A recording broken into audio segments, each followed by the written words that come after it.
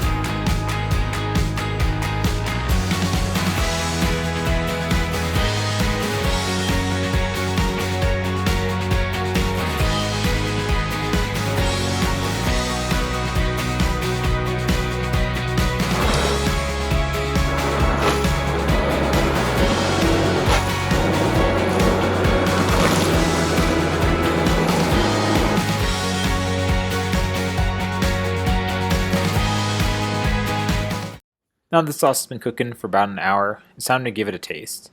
It has almost this hickory characteristic that blends well with the subtle pineapple notes. I think this type of barbecue sauce would go great in something like jackfruit to make some jackfruit sliders.